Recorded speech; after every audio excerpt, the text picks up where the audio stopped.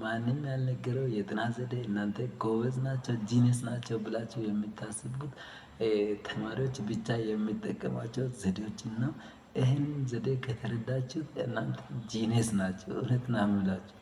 ጂነስ የማትሆኑበት ምንም ኬዝ የለም። ባለፈው የአንድ ሴምስተር 3.8 ውጤት አሳይቼ ነበር በዚህኛው ቪዲዮ።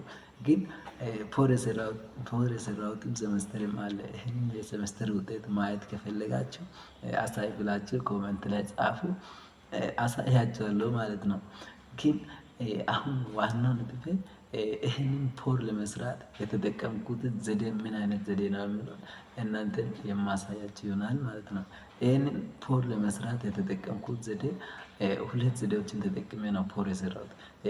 አንደኛ ዘዴ ኮርኔል ላይት ሜተድ ይባላል። ኮርኔል ላይት ሜተድ እንዴት ትጠቀማላችሁ፣ እንዴት ነው ይህን ዘዴ ተጠቅማችሁ ውጤት የምትሰሩት የሚለው ብትን አድርጌ አሳያለሁ። መጀመሪያ ምን ታደርጋላችሁ መሰለኝ? አንድ ወረቀት ኮርኔል ላይት ሜተድ ለመጠቀም አንድ ወረቀት ንጹህ ወረቀት ታወጣላችሁ። ንጹህ ወረቀት ካወጣችሁ በኋላ እንደዚህ በሶስት ፓርት ታካፍላላችሁ። በሶስት ፓርት ካካፍላችሁ በኋላ እዚህ ጋር ኪውዝ ብላችሁ ትጽፋላችሁ። እዚህ ኖት የምትይዙበት፣ እዚህ ጋር ደግሞ ሳመሪ የምታደርጉበት ቦታ ነው። ይሄ ኪውዝ ማለት ፍንጭ ማለት ነው። የሚገርማችሁ ጂነስ ተማሪዎች ከእናንተ የተሻለ ውጤት የሚሰሩት እውነት ጂነስ ሆኖ አይደለም። ጂነሶች አጠናን ዘዴ ስለሚጠቀሙ ነው እንጂ እውነት ጂነስ አይደሉም። የተፈጥሮ ነገር ትላላችሁ። የእነሱ ቤተሰብ አሁን ለምሳሌ እነ እከሌ ቤተሰብ ልጆች እኮ ጂነስ ናቸው ትላላችሁ። አይደለም። እንደዚህ አይነት ጂነሶችን የጥናት ዘዴዎችን ስለተከተሉ ነው ማለት ነው። እንደዚህ ኪው ብላችሁ ትጽፋላችሁ፣ ከዛ ኖት ብላችሁ ትጽፋላችሁ፣ ከዛ ቀጥላችሁ ሳመሪ ብላችሁ ትጽፋላችሁ ማለት ነው።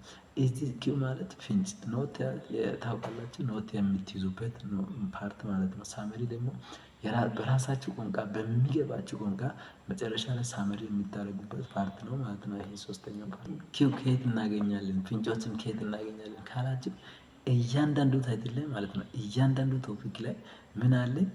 ፍንጭ አለ፣ እያንዳንዱ ቶፒክ ላይ ማለት ነው።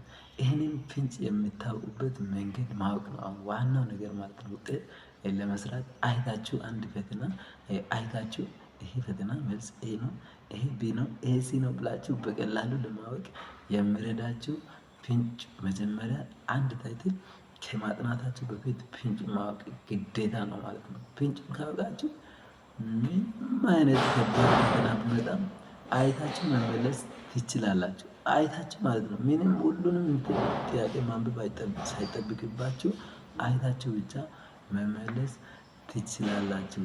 ይህንን ዘዴ ሙሉ በሙሉ ለማየት ከፈለጋችሁ አሳይ ብላችሁ ኮመንት ላይ ጻፉ፣ አሳያለሁ ማለት ነው። ብናርጉ